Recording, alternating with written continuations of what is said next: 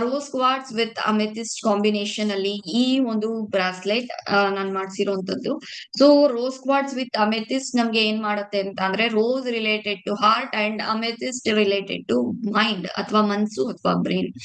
Because ಈ ಒಂದು combination ನಮ್ಗೆ ಏನ್ ಮಾಡುತ್ತೆ ಅಂದ್ರೆ, ಎಕ್ಸ್ಪೆಷಲಿ ನಮ್ಮ ಡಿಸಿಷನ್ಸ್ ಅನ್ನ ತಗೋಬೇಕಾದ್ರೆ ನಮ್ಗೆ ಈ ಒಂದು ಕಾಂಬಿನೇಷನ್ ನನಗೆ ಹೆಲ್ಪ್ ಮಾಡ್ತಿರತ್ತೆ. ಅಂಡ್ ನಾನು ಯಾವಾಗೂ ಹೇಳ್ತಾ ಇರ್ತೀನಿ, ನಮ್ಮ ಲೈಫ್ ಅಲ್ಲಿ ನಾನು ಏನಾಗಿದ್ದೀನಿ ಅಥವಾ ನಾನ್ ಮುಂದೆ ಏನಾಗ್ತೀನಿ ಅನ್ನೋದು ಡಿಪೆಂಡ್ ಆಗೋದು ಪ್ರೆಸೆಂಟ್ ಅಲ್ಲಿ ಅಥವಾ ಈ ಹಿಂದೆ ನಾನ್ ಮಾಡ್ದಂತ ಚಾಯ್ಸ್ ಮೇಲೆ ಡಿಪೆಂಡ್ ಆಗತ್ತೆ ಅಂತ.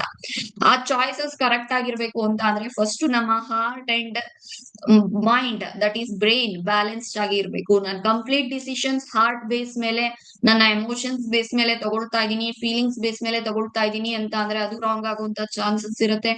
ನನ್ನ ಕಂಪ್ಲೀಟ್ ಡಿಸಿಷನ್ಸ್ ಲಾಜಿಕಲ್ ಆಗಿ ಯಾವುದೇ ಎಮೋಷನ್ಸ್ ಇಲ್ದೆ ತಗೊಳ್ತಾ ಇದೀನಿ ಅಂದ್ರೆ ಅದು ಕೂಡ ರಾಂಗ್ ಚಾಯ್ಸಸ್ ಆಗುವಂತ ಸಾಧ್ಯತೆ ಆಗಿರುತ್ತೆ. ಹಾಗಾಗಿ ಡಿಸಿಷನ್ಸ್ ಗೆ ರಿಲೇಟೆಡ್ ಆಗಿ ಇರ್ಬೋದು ಅಥವಾ ಒಂದು ರಿಲೇಶನ್ಶಿಪ್ ಗೆ ರಿಲೇಟೆಡ್ ಆಗಿ ಇರ್ಬೋದು, ಯೂಶುವಲಿ ಟೈಮ್ಸ್ ಈ ಒಂದು ಕ್ರಿಸ್ಟಲ್ಸ್ ಅನ್ನ ನಾನು ಸಜೆಸ್ಟ್ ಮಾಡ್ತಾ ಇರ್ತೀನಿ. ಅಂಡ್ ನಾನು ಆಗ್ಲೇ ಹೇಳ್ದಾಗೆ ಇದನ್ನ ಪರ್ಸನಲ್ ಆಗಿ ನನ್ನ ಒಂದು ಹಾರ್ಟ್ ಅಂಡ್ ಬ್ರೈನ್ ಅನ್ನ ಬ್ಯಾಲೆನ್ಸ್ ಮಾಡೋದಕ್ಕೆ ನಾನು ಯೂಸ್ ಮಾಡ್ತಾ ಇರ್ತೀನಿ.